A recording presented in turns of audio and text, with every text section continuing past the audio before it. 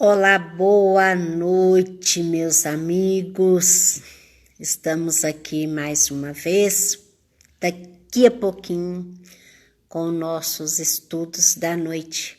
Essa live que geralmente, faz parte de uma tarefa da Fraternidade Espírita Jesus Amigo. Já chegou o nosso convidado, já chegou. Então vamos lá, né?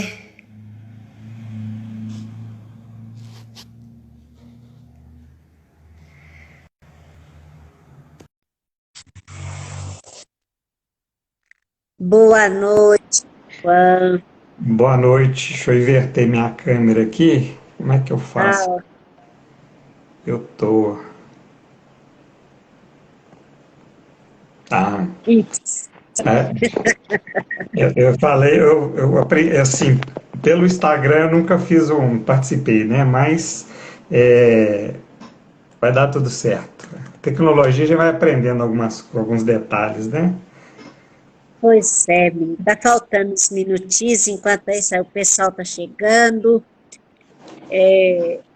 Eu, no início da pandemia, eu fiquei, assim, muito receosa com a questão da internet, aquela coisa toda. E aí, o que que acontece? Uma amiga minha, de 72 anos, você acredita que ela abriu uma, um estudo no Meet? Ela aprendeu com os netos dela. Eu falei, gente, eu tô para trás. Tem coisa que a gente fica para trás mesmo, né? Nós temos que. Ela foi a minha inspiração. Boa noite, Poliana. Ela foi a minha inspiração. Que eu falei, gente. E aí é desse jeito, né? Aí depois aí recebi vários convites. Aí falei, não, não vou. Depois eu falei, não, se eu não for, eu vou ter que deixar de ser expositora. Pois Aceitei o é. convite, agora estou na ousadia danada.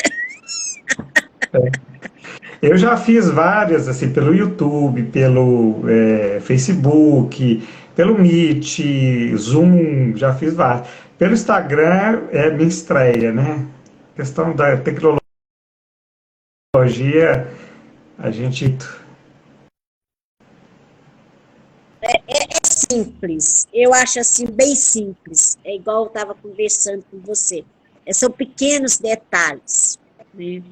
Que a gente vai aprendendo, igual no caso, o pessoal que tiver aí, vai convidando os amigos para vir assistir junto com a gente, vai mandando coraçãozinho, que aí o Instagram, ele não cai. Ele quer a gente interagindo. Se ficar parado, a live cai. Mas Não pode. graças a Deus a gente tá indo até, nós estamos conseguindo o, os 50 minutos, 60 minutos. Quanto tempo eu tenho? Só 60? 60 minutos, né? Não é segundo, não, 60 minutos. Até umas 5 para as 9. Eu tô falando segundo, tô com a cabeça viajando. É que acontece? Teve uma época que o Instagram, no que dava 40 minutos, ele caía a live. Era, eu lembro disso. Aí agora, eu acho que o pessoal tá curtindo, tá interagindo. Aí então eles estão deixando a gente ir. Estão sendo caridosos com a gente, né? Deixando a gente um tempinho mais. Tá. Mas teve uma época, boa noite, Cássia, boa noite, Cláudio. Mas teve uma época, meu filho, que era 40 minutos. Aí nós que pensava que não podia cair. Mas a Eu já gente está indo. eu já participei de algumas, assim, como participante, né? Aí a pessoa que estava fazendo a live falou, gente, peraí, que eu vou criar outro link, espera aí, não some não. Aí criava outra, a gente entrava em outra sala, ficava apavorado, porque o tempo está acabando, aquela história toda, né? Mas eu creio que é porque está tendo essa interação. né? O pessoal tá gostando, então aí, como se diz. Então vamos deixar. Boa noite, Daniel. Ah lá, no meu relógio que deu 8 horas, né? Então vamos. Geralmente a gente faz a nossa prece inicial. Antes da prece, eu quero agradecer a você, a sua disponibilidade de estar assim, contribuindo com a Fraternidade Espírita Jesus Amigo. E, como se diz, eu também sou uma colaboradora da Fraternidade Espírita Jesus Amigo, porque hoje eu sou vinculada à Fraternidade Mundo Luz aqui de Contagem. E eu cheguei chegando na Fraternidade Espírita Jesus Amigo e estamos aí, né? Desde abril, fazendo esse trabalho dessa reunião de terça-feira, em 2023, se Deus quiser, nós pretendemos ficar. Então vamos orar. Agradecer a Jesus, agradecer a Mãe Santíssima, ao nosso anjo guardião, a espiritualidade amiga que sempre com boa vontade está nos ajudando a seguirmos a nossa jornada, procurando, através do conhecimento e da prática do Evangelho, sermos pessoas melhores. Rogamos, Senhor, que abençoe o Renato, para que ele possa, assim, realizar o trabalho da melhor maneira possível. Que a espiritualidade o auxilie, o inspire e ajude para que tudo transcorra dentro de um clima de harmonia e de paz. Ser conosco, Senhor, agora e sempre, graças a Deus. Assim seja. Renata, a palavra é sua. Até umas 15 para meia-noite, tá bom? 8h50. Oi? 15 para meia-noite, tá bom, tá? Se você deixar eu falar, meu filho, eu acho que vai virar os dias. Nós vamos marcar a live nós dois para a gente bater papo assim e a gente vai longe. Mas eu quero agradecer, Vai. eu que agradeço, né, a oportunidade, né, porque o trabalho é sempre importante, né, então o Cristo quer da gente isso, né, esse trabalho incessante. E te dizer também, assim, aproveitando a sua fala, a questão da tecnologia, ela me aproximou do Mundo Luz, da Jesus Amigo e tantas outras fraternidades, né? Então, assim, foi muito bom conhecer novas fraternidades, participei de novas fraternidades, então é sempre agradável e nos auxilia, né, no nosso processo, né? A gente aprende muito. Né? Jesus Amigos eu já sou sócio, né? Há muito tempo, na época do YouTube, né? Facebook, né? Então já tá tranquilo.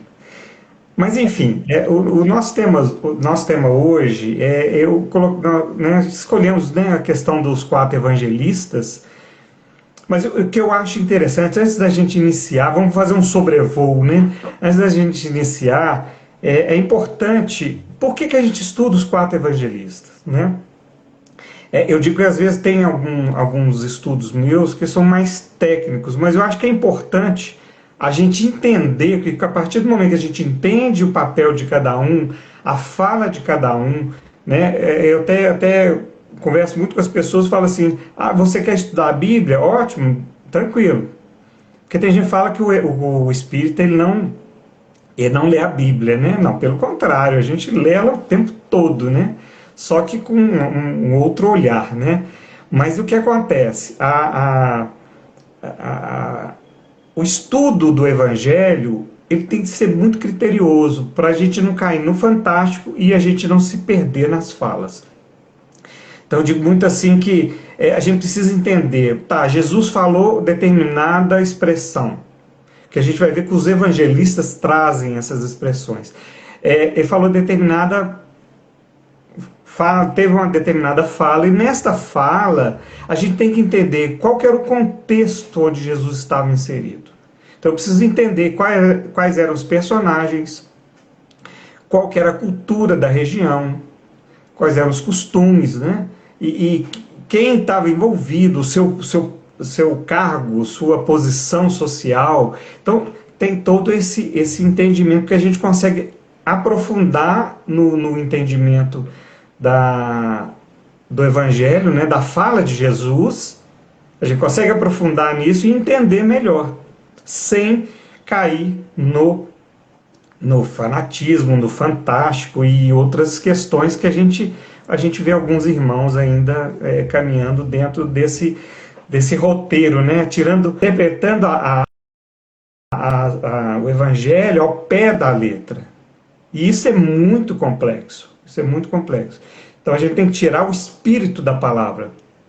Porque Jesus não falava para o corpo material. Jesus falava para o espírito.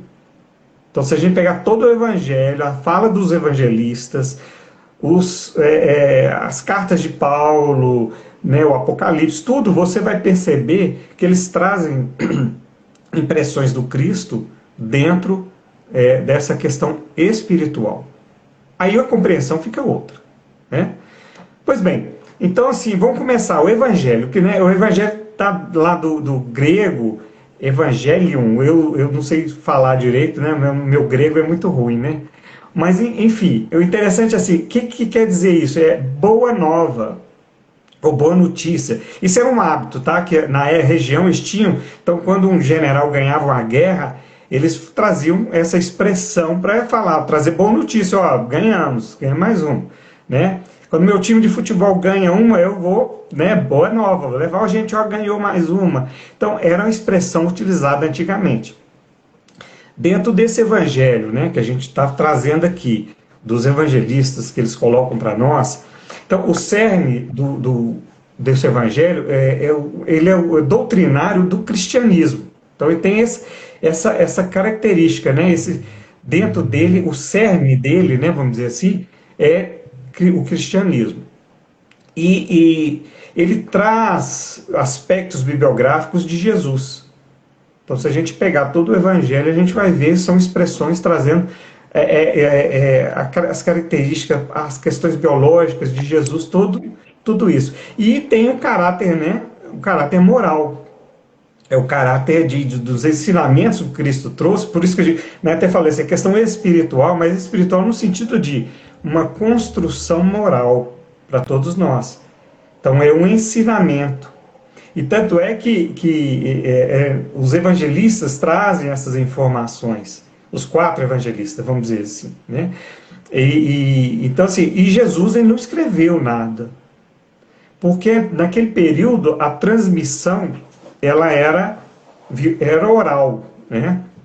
Então, assim, Jesus falava e as pessoas iam reproduzindo, né, a fala dele de forma a não se perder. Até não sei, todos já brincaram do telefone sem fio. Então eu falo uma coisa com uma pessoa aqui, aí chega lá na frente completamente distorcido. Aí a gente pensa assim, peraí, mas o Cristo trouxe tanta informação e nada se perdeu. Aí tem um conjunto de situações aí. Primeiro que aquele povo tinha esse hábito, né, a transmissão da cultura, das informações era via oral, né? Via oral, né? Com a oralidade. Então não tinha essa questão de escrever, de passar um WhatsApp, uma mensagem, né? Não tinha disso, era tudo na fala. Então eles conseguiam absorver o máximo de informação e passar o máximo de informação para que a essência não se perdesse. Por isso que a gente tem os evangelhos, eles estão bem estruturados, né? Assim, as falas. Tem alguns evangelistas que eles vai da impressão de cada um, né? Então eles tiram uma coisa que eu colhi, mas a essência que o Cristo trouxe, que o Cristo queria passar para nós, ela não se perde nessa transmissão, né, das informações. Então, assim, o Evangelho tem essa característica de trazer toda essa questão moral, né, trazer a bibliografia de Jesus, vamos dizer assim, né, esses ensinamentos, o seu caminhar, como que, né, desde quando ele nasceu, tem um gap aí, né, vamos dizer, um espaço, né, que a pessoa fala, mas o período da juventude dele não se fala. A gente tem o que é essencial para nós. E os evangelistas, a gente vai entender mais na frente, que o contato com Jesus foi mais tarde. Então, essa parte anterior, né? O Humberto de Campos traz muito bem lá no Boa Nova, e traz algumas falas, alguns momentos, né? Que Maria, né, encontrava, tem um trecho lá que ela ficava preocupada com ele, né? O próprio Miramês, no livro Maria de Nazaré, ele também traz essa informação. Que ela fica preocupada. Aquele menino, de repente, está lá na estrada, conversando com as pessoas de gente grande para gente grande. Ele é um menino de 10, 11 anos, né? Então, assim, para a gente ver a estrutura, né? E outra coisa, assim, a gente estava estudando esses dias no Boa Nova, tem o precursor, né? É Jesus conversando com João Batista, os dois meninos. Eles saem, aí Maria e Isabel, né? A Isabel, mãe de João Batista, e Maria, elas olhando para aqueles dois meninos lá longe, e um abraçado no outro, e Jesus apontando as montanhas. Eu falei, gente, imagina o papo desses dois, né? Esses dois espíritos, né, tão evoluídos.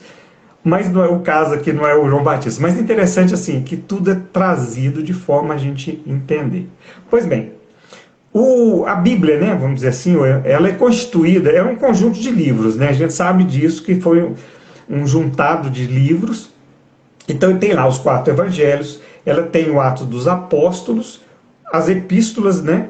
E não só de Paulo, porque a gente fala epístolas, né? As cartas, ele pensa só de Paulo, mas tem de Tiago, tem de Pedro, tem várias outras epístolas, né? Mas Paulo ficou mais caracterizado para a gente pela força que elas tiveram, não que as outras não tiveram, tá? Mas a gente fala em epístola, em cartas, a gente já lembra logo de Paulo, né? E por fim tem o Apocalipse. Então essa é a constituição, essa é a estrutura que nós temos dentro lá do Evangelho, né? da Bíblia, né? Vamos dizer assim, que é esse conjunto de livros. Agora, sobre os evangelhos, né? Na verdade, os evangelhos eles foram escritos após a morte de Jesus. Por isso que eu falo assim, a gente tem esse antes, que a gente não vai, né, não é o nosso estudo agora, senão a gente vai ficar até meia-noite e até amanhã, sei lá, tentando fechar esse assunto, mas não fecha. E também a gente tem, a partir do desencarne, né, de Jesus, da partida dele para o plano espiritual, o retorno do plano espiritual, aí vem as questões dos evangelistas bem lá na frente. E não é de imediato, né, o processo.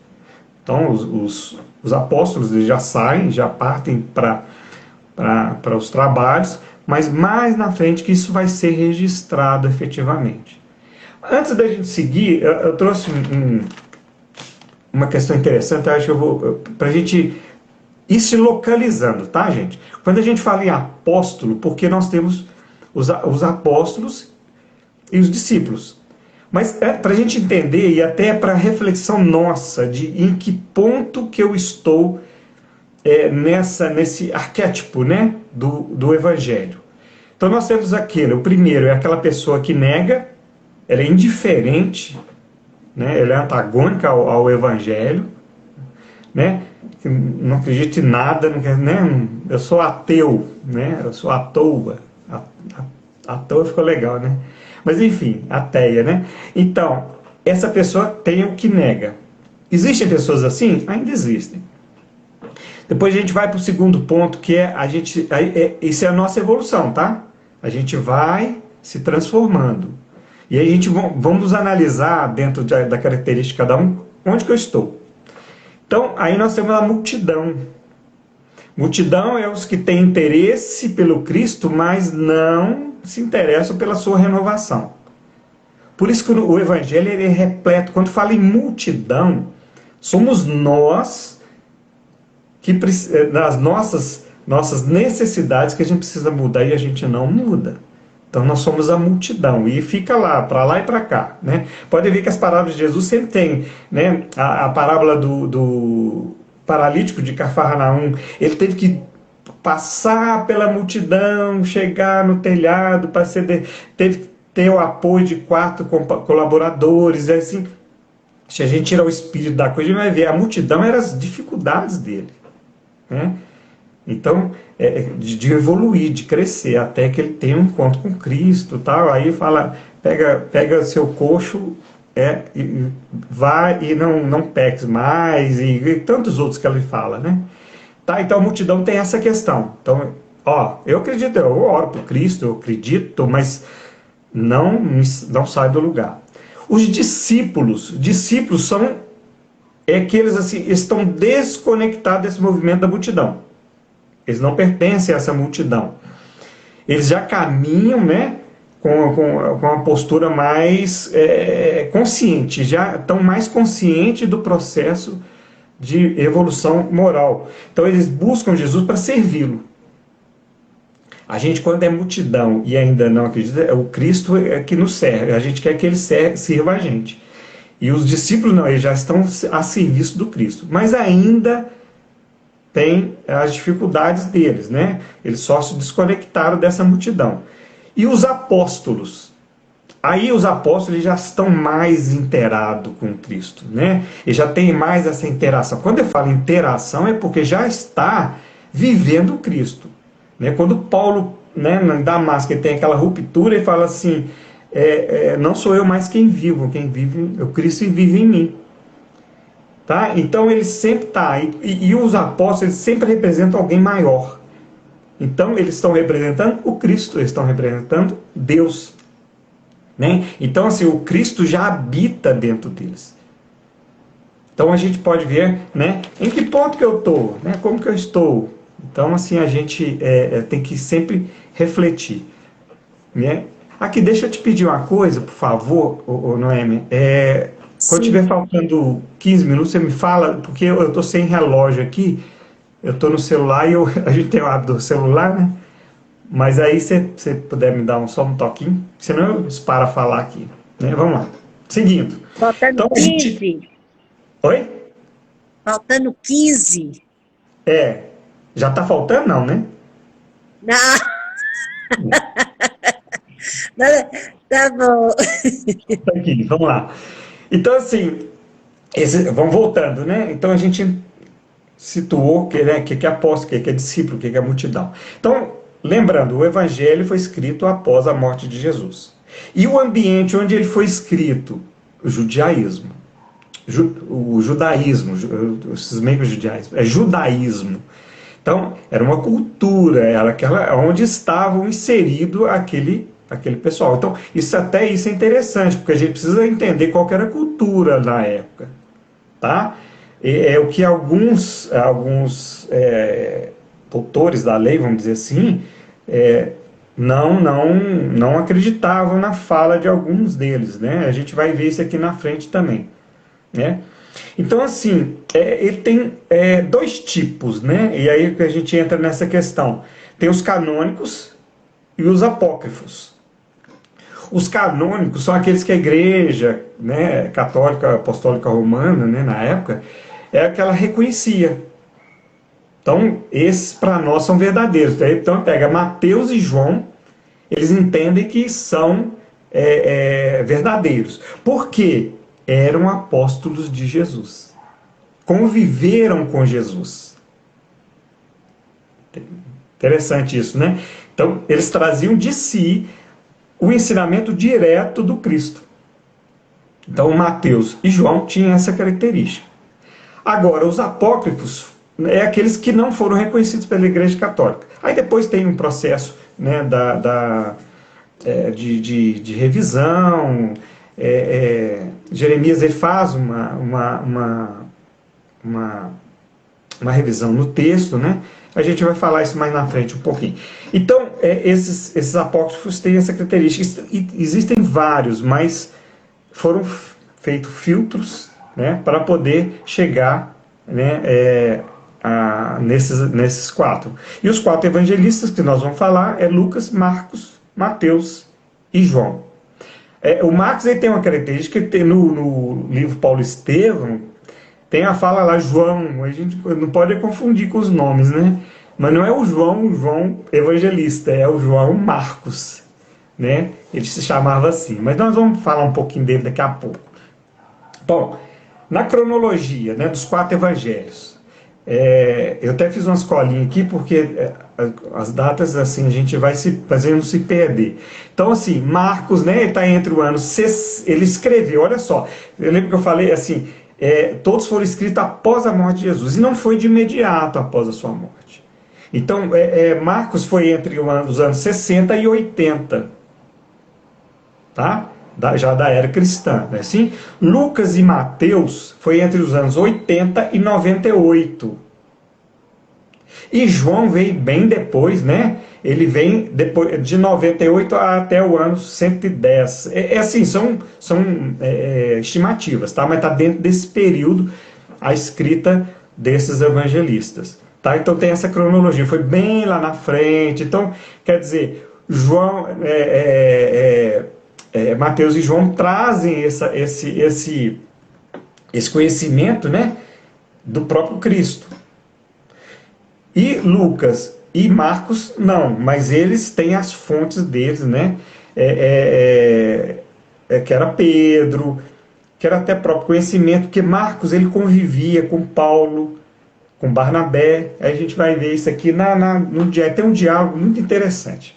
Mas vamos lá. Então João e Mateus foram os apóstolos de Jesus, né? Então, relembrando, Marcos e Lucas não conviveram com ele, mas trouxeram uma riqueza muito grande dentro dos seus evangelhos, né? O Lucas ele era médico, né? E tem algumas falas dele, se a gente perceber, ele era um médico naval, né? Porque as falas dele, deve falar o capitão, né? Às vezes ele traz uma expressão assim, não sei, dependendo da tradução também, mas a Bíblia de Jerusalém é muito mais próxima, né? Então ele traz uma linguagem náutica, né? Então ele era um médico náutico, que eles falavam, mas ele tinha uma cultura toda, né, diferenciada. Então, assim, os evangelhos, né, cada evangelho tem suas características. Foram escritos por cada um dentro dos seus entendimentos, e cada um colocava a sua expressão, sua personalidade um pouco, né? A gente percebe as escritas, né? Por exemplo, Lucas ele era mais apurado, né? O evangelho dele é mais, vamos dizer assim, mais robusto, né? Então, assim, mas todos eles são o que a gente chama de evangelhos sinóticos, né? Eles têm aspectos desses evangelhos, eles são comuns. Tanto é que se a gente pegar os estudos, né, tem um Humberto de Campos, acho que é Humberto de Campos, ele traz, é muito interessante, que ele fala assim, tem tantos capítulos, tantos versículos, né, do Evangelho de João, de Marcos, que são sinóticos ao de Mateus, que são sinóticos ao de Lucas. Então, eles têm muitos, a gente pode ver que quando, por exemplo, a gente pega algum estudo de Emmanuel, ele fala, segundo Mateus, né, ele traz aquele trechinho, mas aí lá na frente fala, ó, Marcos falou isso, então ele tem, então assim, as falas foram muito próximas, porque tipo assim, né, um colou do outro, né, e foram trazendo. Só João que ele traz uma coisa diferente, aí a gente vai ver a característica depois, no final, a gente vai ver a característica de cada um, que é muito interessante essa colocação. Então eles são sinóticos, esses três são sinóticos, porque eles trazem semelhanças nas falas, né?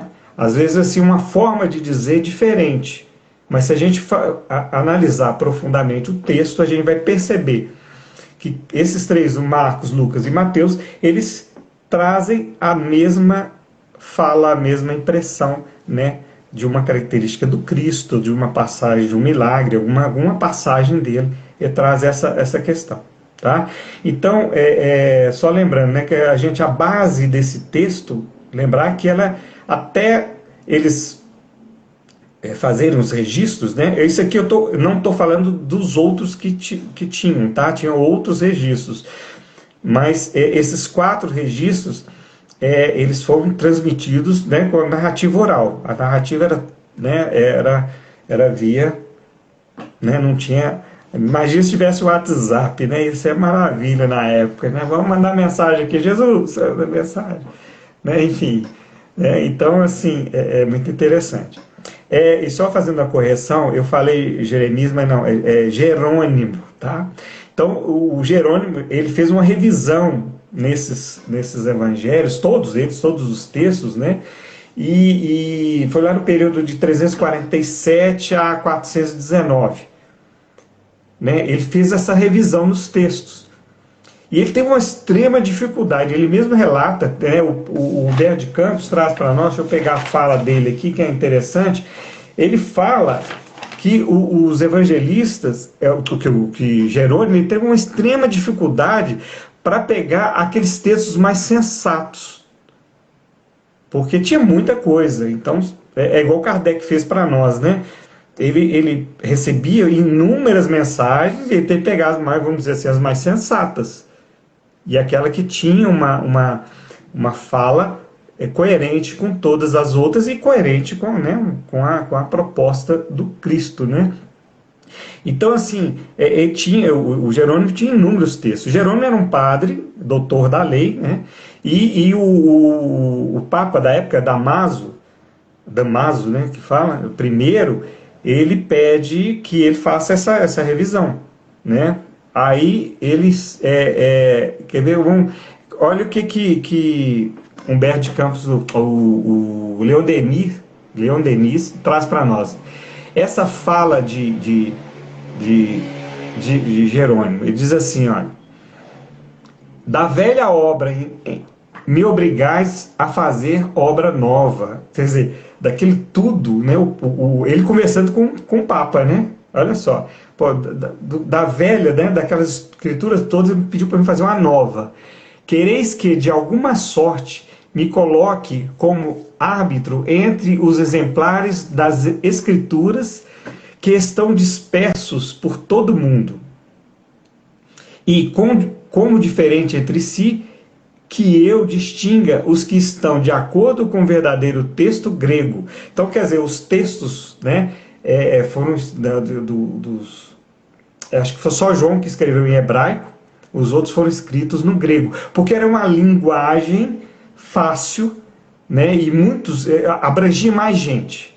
Vamos colocar assim, hoje, se eu escrever em inglês, eu vou abranger mais gente vai entender do que eu escrever em Esperanto, vamos colocar. Esperanto, eu vou reduzir o número de pessoas que vão entender. Mas se eu escrever em inglês, né, eu tenho praticamente o mundo inteiro entendendo o que está sendo escrito. Então ele continua lá.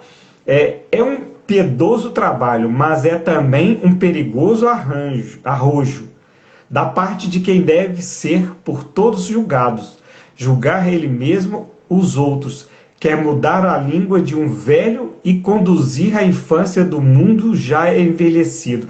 Olha a dificuldade dele, né? Que ele tinha.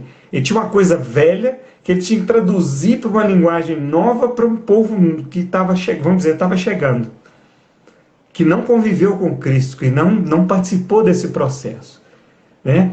Aí ele conclui, né? Ele diz assim, depois de haver comparado certo número de exemplares gregos, mas dos antigos, que se não afastam muito da versão itálica, combinamos-los de tal modo que, corrigindo unicamente o que nos parecia alterar o sentido, conservamos o resto tal qual estava. Então, olha só, a dificuldade dele, algumas coisas, porque ele precisava traduzir também.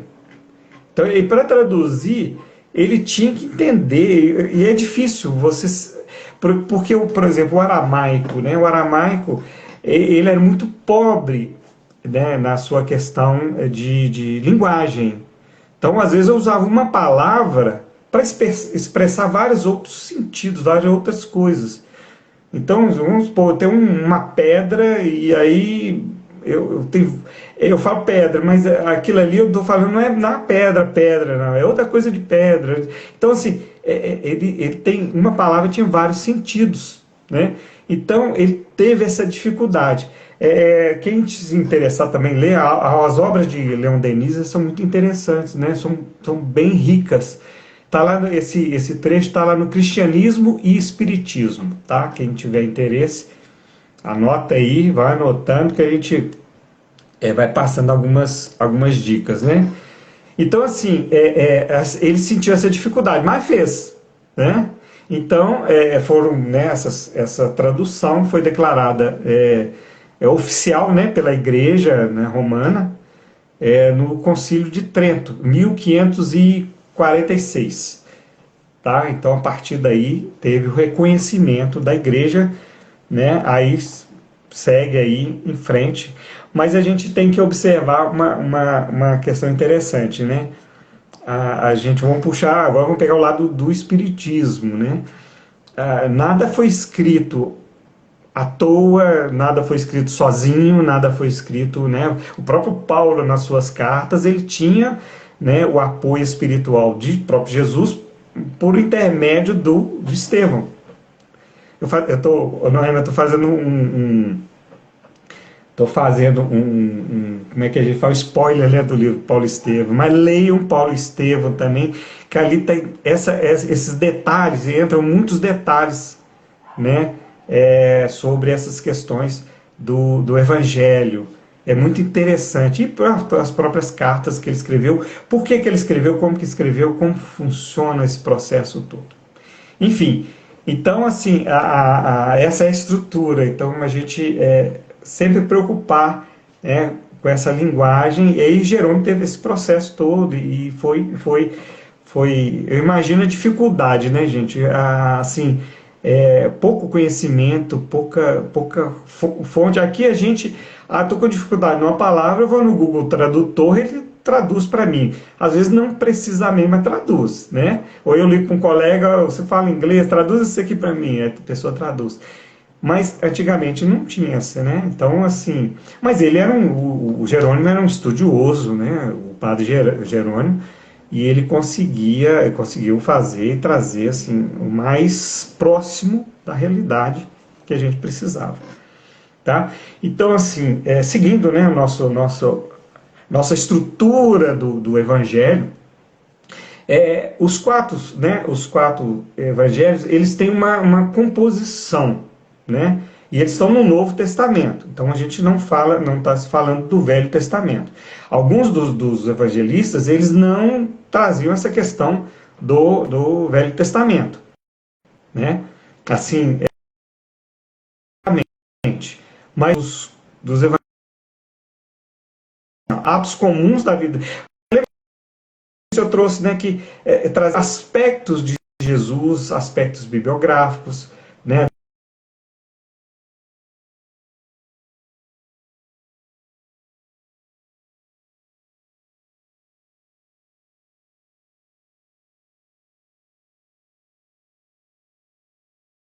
umas questões que foram trazidas ali dentro.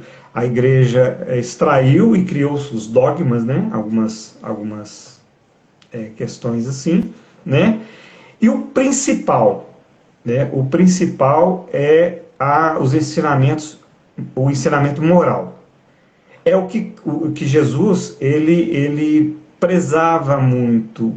Todo o ensinamento dele estava pautado nesse ensinamento moral. Porque o ensinamento moral por isso que a gente fala assim no início, né, eu comentei que Jesus ele não falava para o corpo material. Ele não falava para o Renato esse pedaço de carne, não é isso não. Ele falava para o Renato espírito. Então falava para nós todos em espírito, ele trazia o seu ensinamento. Então essa questão moral era mudança de postura. Ele queria que a gente saísse da multidão e já passasse para ser discípulo dele. Já era um passo muito grande. Se a gente pegar a história né, de todos que se envolveram com Cristo, né, eles saíram da estrutura de multidão, teve, né, Maria de Magdala a gente fala assim, Paulo, fala tantos outros, mas Maria de Magdala assim, tem uma força muito grande pela sua condição, né, que ela estava e de repente ela está seguindo Cristo. Ela falou, deixa eu ver qual é desse cara, né, que estão falando aí. Ela foi lá ficou, né, encontrou com Cristo, nessas passagens dele, e ela ficou por lá. Então, porque a gente fala assim, nós somos machistas, né? Então, é Paulo, é Estevão, é Lucas, é Mateus, é Pedro, né?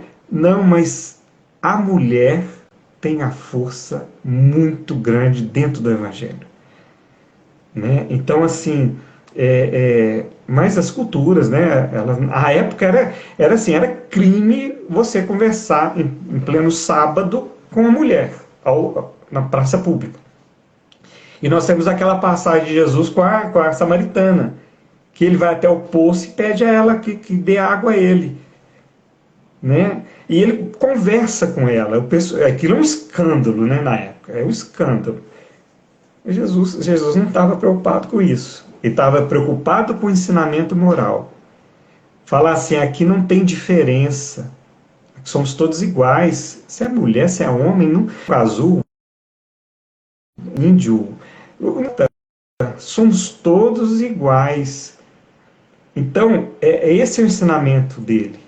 Então, essa questão moral da gente entender isso. Então, o Cristo sempre nos passou dessa forma. Então, assim, é até interessante essa passagem, né? Que aí ele fala, né? Que eu vou te dar a água viva, né? Então, assim, ela deu água, essa água material, vamos dizer assim, nossa, e Jesus, passou para ela a água da vida, né? A água né? Da questão do ensinamento moral, da evolução e por aí vai. Né? É outro assunto também, né? O bacana que a gente, desses estudos, que a gente vê ramificações de pontos que dão outro estudo, que dão outro estudo. Então, assim, é por isso que eu acho interessante a gente não ficar só ouvindo e limitado assim, porque quando a gente vem trazer um estudo, se vocês verem minha mesa, ela é cheia de livro, ela tem papel para todo lado, mas a gente precisa condensar porque então, assim, algumas dicas, né, de referências bibliográficas e aprofundar. Eu acho que é interessante porque não é para a gente virar palestrante, né? Porque tem gente que já falou comigo, mas eu não quero virar palestrante. Não é isso. Mas é quando eu entendo cada vez mais, eu me conheço, eu passo a me dominar, vamos dizer assim, né? Eu consigo me tirar daquela multidão e partir para, né? Quem sabe virar um apóstolo, né? Então, voltando a isso, né? A gente vê vários exemplos de pessoas que diretamente passaram, né? Para o apostolado, mas não foram considerados apóstolos, mas viveram com Cristo. E dentro do Evangelho a gente percebe, se a gente for tirar as mulheres do Evangelho, acho que tem um estudo, não sei quem fez esse estudo, as mulheres do Evangelho, outro dia eu estava vendo, você vê o papel fundamental dessas mulheres dentro do Evangelho. Né? Dentro do Evangelho, assim, não, na passagem do Cristo aqui, é muito forte. Então a gente precisa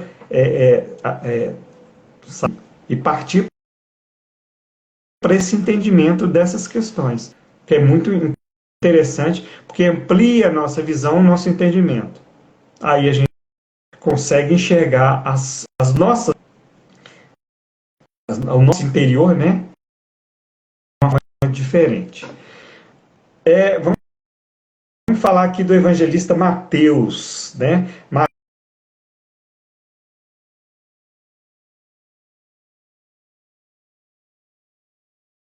A sua fala voltada para os judeus. É natural porque é a região onde eles conviviam, né? Tanto é que eles não conheciam o Brasil nem tinha, nem pensava em nascer ainda, né? Ser descoberto, né? Mas eles falavam para aquele povo. Dentro do Espiritismo, se a gente for pegar o Emmanuel traz no livro A Caminho da Luz, é muito interessante esse livro, tá? Eu até recomendo assim, porque ler a Gênese, o Gênesis é uma leitura extensa e às vezes até complexa, mas pega o A Caminho da Luz, dá uma lida nele, que ele é um resumo, uma preparação, um preparativo, sei lá, para a gente poder entender a agência. Tá? Então é interessante isso, que Emmanuel traz uma consistência de informações, né, bem resumidas, porque ele tem essa habilidade, né, uma das habilidades é essa. Então ele traz esses consolidados e a gente começa a entender. E fala lá dos povos judeus, né, porque fala raças, né, que estavam no planeta, fala dos judeus, que era uma raça que tinha monoteísta, né? Então eles acreditavam num Deus só, então já tinha uma bagagem, uma raça que veio para o nosso orbe com essa concepção já mais evoluída um pouco. Então, mas enfim, não é o nosso assunto, mas então Mateus ele trazia essa fala. E ele entendia Jesus, né? Porque a gente pode falar que eles trouxeram expressões que ouviram e de seus entendimentos. E entendi que Jesus era o Messias. Então, ele é o Messias que, conforme está lá no Velho Testamento, já falava do Messias que vinha. E ele era ligado, né, às tradições judaicas. Você vê, Mateus ele tinha essa ligação com as tradições judaicas. Tá? Então, ainda estava preso a isso. A gente vai ver que mais na frente tem um deles aí, que eu só me engano é o João, ele já desconecta disso aí. Falar que a fala não é, tipo assim, aí já é eu colocando a minha fala, né? Mas aí já fala que não é assim, a linguagem, os ensinamentos do Cristo, São Paulo, numa das suas cartas, não salvo engano, de Coríntios, ele traz essa universalização do Evangelho, da Boa Nova, dos ensinamentos do Cristo. Quer dizer, não é para um determinado povo. Né? E os judeus falavam, sou o povo escolhido. Tá, o povo somos todos nós. Né? Então, e é o universo. O que tem no Evangelho, né, todo o ensinamento do Cristo, ele não serve só para o planeta Terra, ele serve para todo o universo. As leis são as mesmas no universo todo. Aí a gente vê a coerência de Deus, né? Leiam lá o Livro dos Espíritos, primeira questão, primeira pergunta, né? O que é Deus? Aí os Espíritos trazem para nós toda a explicação das condições, né? De nos mostrar como, né? Para a gente entender Deus.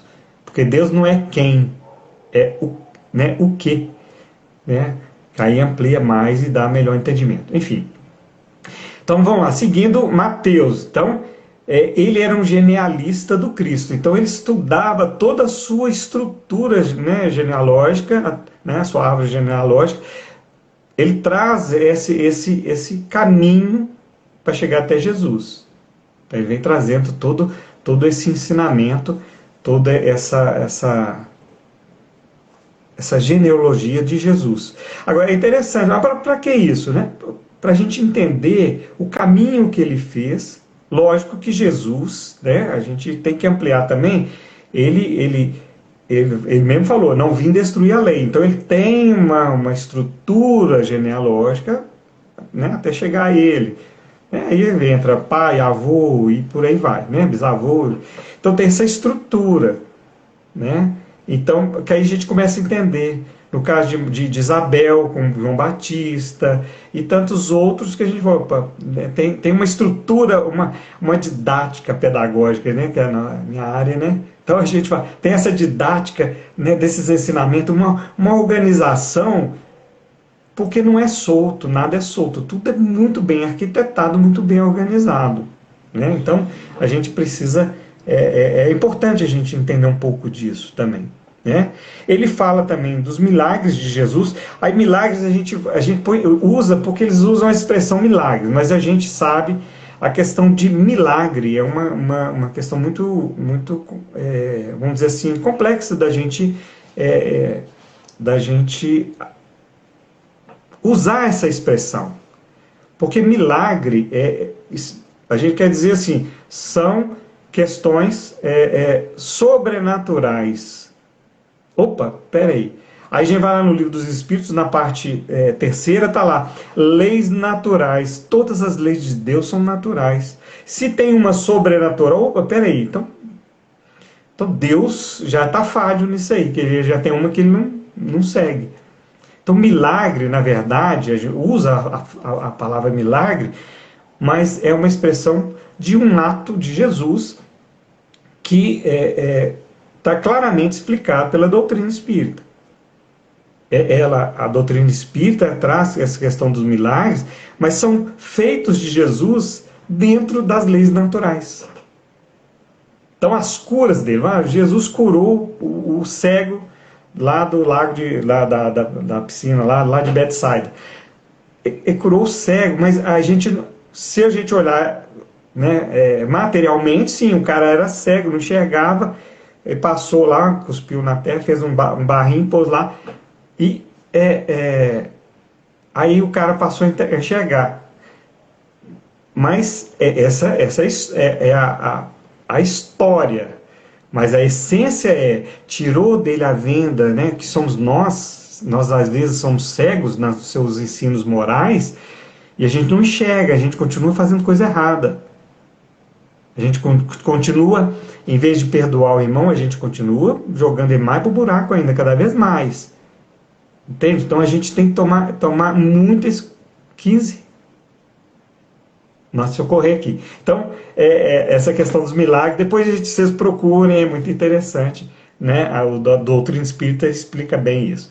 E traz também as parábolas, que foi a forma que Jesus encontrou para falar, para trazer as informações de cada passagem, de cada ensinamento. Tá? As parábolas são muito interessantes, porque Jesus usava, se a gente pegar lá, ler o que eles escreveram, Jesus trazia dentro do contexto da época, por isso que a gente tem que tomar esse cuidado. A cultura, para que o Jesus chegava a fazer aquela leitura, não devia ser coisa mais linda, né? Fez a leitura e tá assim, para quem que eu estou falando? Peraí, esse aqui é o centurião. Centurião é vamos dizer assim, comandante que tinha 100 soldados sob seu comando. Então, centurião romano, eu vou falar para ele, vou curar o seu servo e tudo. Aí o que acontece? Usava uma linguagem específica. Então a parábola tinha isso, ele tinha esse cuidado, essa didática para que aquele povo ali naquela área entendesse.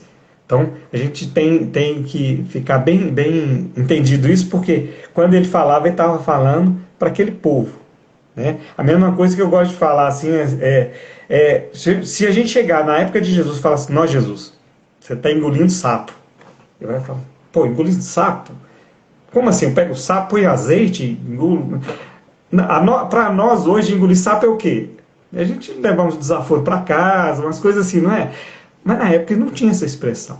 Então esse é o cuidado que a gente precisa ter. Vamos seguir, que o nosso tempo está esgotando, né? Quando faltar 5, você me fala, para mim já partindo para o final. Então, o Marcos, vamos lá no Marcos. Então, eu fiz uma escolinha aqui que é interessante, a gente vai trazendo cada um. Então, o Marcos ele traz uns relatos históricos, né, do ministério de Jesus, né, desde o batismo, né, até a sua ascensão espiritual. Né? Então, Marcos traz essa característica. E Marcos, né, ele era, só para fato histórico, né? Marcos era filho de Maria, irmã de Barnabé. E Barnabé era um seguidor de Paulo, vamos dizer, um assessor de Paulo, que caminhava com Paulo. Tanto é que no livro Paulo Estevam, está lá no capítulo 4, tem um diálogo que está lá, Maria, né? E Marcos era muito novinho na época de Paulo.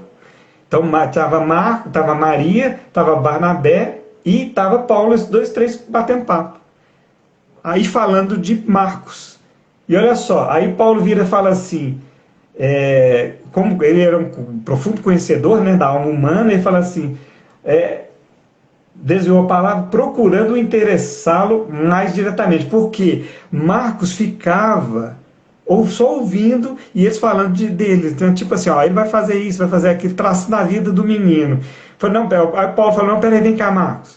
Vamos bater um papo. Ele chamava João Marcos, né? Vem cá, João. Vamos conversar aqui. Aí tem um diálogo muito legal que Marcos, né, tem com Paulo, e Barnabé e Maria, que era a mãe dele, né, e aí eles começam a preparar. E o que acontece? Na primeira viagem dele, né, que sai ele, Barnabé e Paulo, na primeira viagem, ele chega na metade do caminho e fala assim: "Hoje não vai dar não, deixa eu voltar", né? Ele não deu conta, mas depois ele enganja, né? E tá aí o seu evangelho. Isso é um detalhe, depois vocês podem aprofundar mais.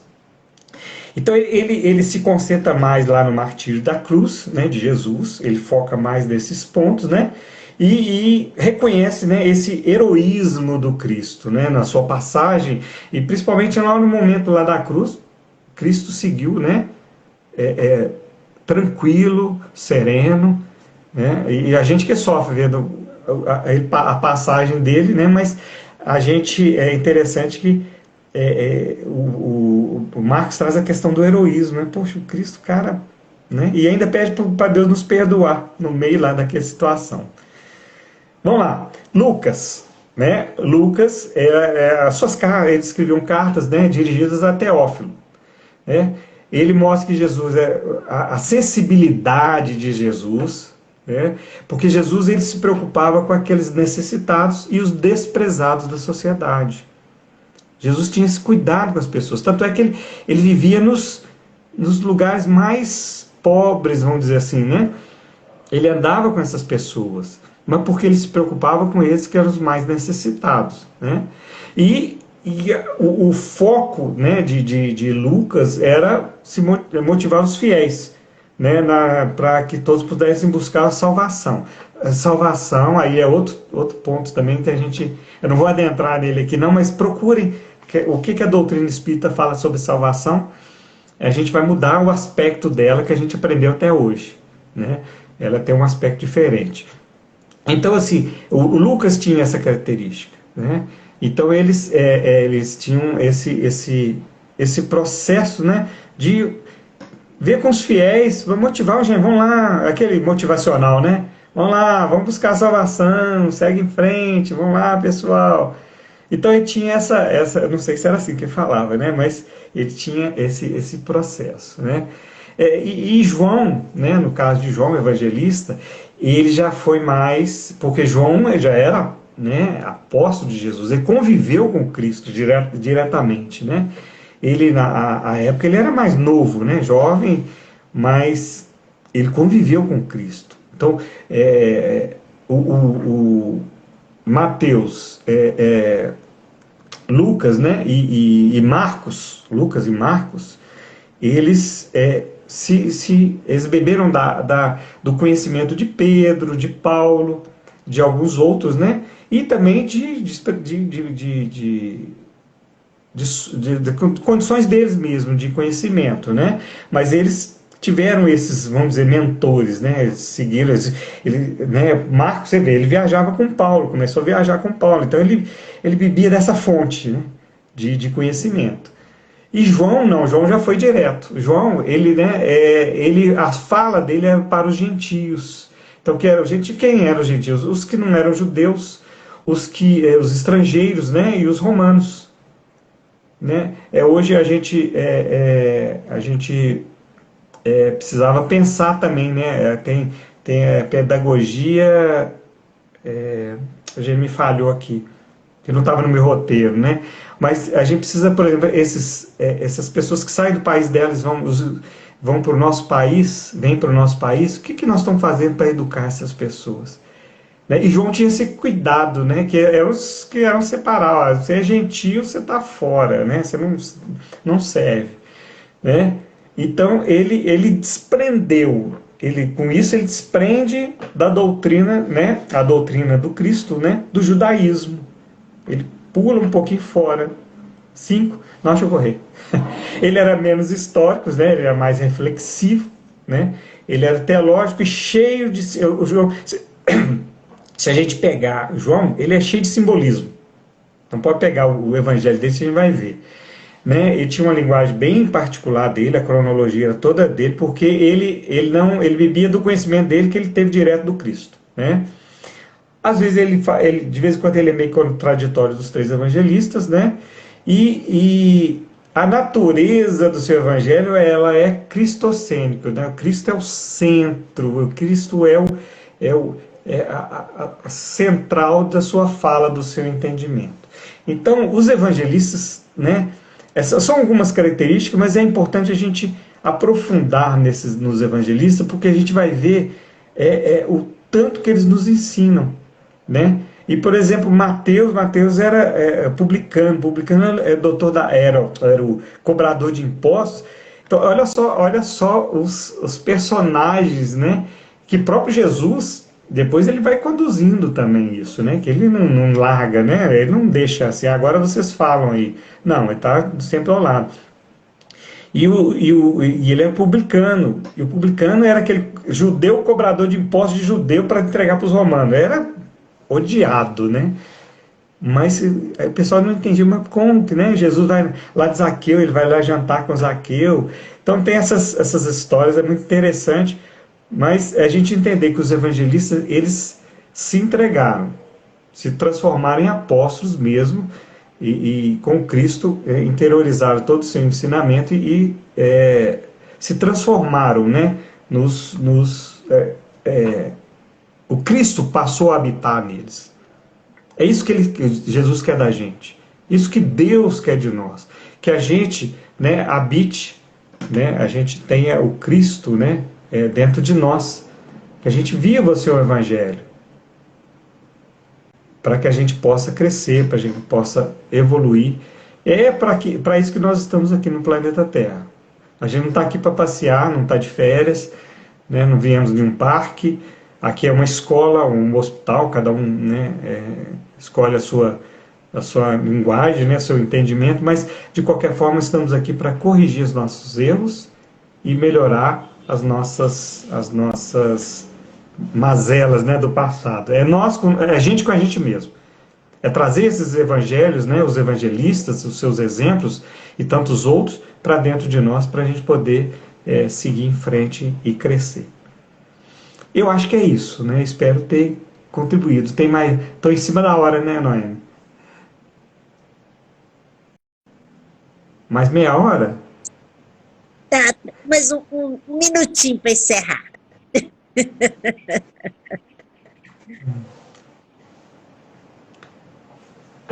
Ô, Noemi, você está travando para mim de vez em quando. Minha internet está oscilando pra caramba hoje. Mas é isso. Mas a gente vai, como se diz, a gente vai fazendo, né, do jeito que as coisas devem. A minha internet está com problema, eu espero que o pessoal compreenda, né? Mas é desse jeito. O Renato, eu creio que trouxe muita informação. O pessoal vai buscar para. Porque, na verdade, esses momentos que a gente passa com esses estudos é para chamar a atenção para a pessoa ir buscar. Eu quero que as pessoas saiam com mais dúvida do que entraram. E que quando eu tenho questões, eu quero, né, gera essas questões, aí eu preciso ir em busca, né? Não preciso só ficar com elas, não. Vou em busca, que aí a gente vai aprendendo, né? É isso. Vai chamando a atenção sobre aquilo, né? É Exato. muito interessante. Então, nós vamos encerrar. Você faz agradecendo mais uma vez, agradecendo aqueles que estão aqui junto com a gente. Peço perdão pela internet, porque hoje aqui está oscilando aqui no meu bairro. Mas a gente vai caminhando, né? E muito obrigada. Até a semana que vem, com o nosso novo estudo. Renato, muito obrigada. Em 2023, o Renato vai estar com a gente. Já marcou. Você faz a prece final para nós? Faço. Então vamos fechar os nossos olhos físicos e abrir os nossos olhos espirituais do nosso coração, da nossa mente e rogar a Jesus que possa nos auxiliar, nos amparar sempre. Agradecer a oportunidade, né, de termos estudado um pouco mais do Teu Evangelho. Agradecer, né, essa fraternidade que está em busca de auxiliar todos nós nos seus entendimentos, né, do Evangelho, trazer a boa nova, né, para todos os nossos corações e que nós possamos continuar na nossa busca de entendimento, porque com entendimento a gente vai conhecer né, o próprio Jesus nos disse, né, que conhecereis a verdade nos libertará. Então que a gente possa ir em busca dessas verdades que o Cristo nos trouxe, que nos fortalecerá a cada dia. Agradecemos a oportunidade e pedimos a Jesus que esteja conosco hoje e sempre. Que assim seja. Muito obrigada e até semana que vem, se assim Deus nos permitir. Grande abraço, gente. Um Tchauzinho. abraço. Tchau.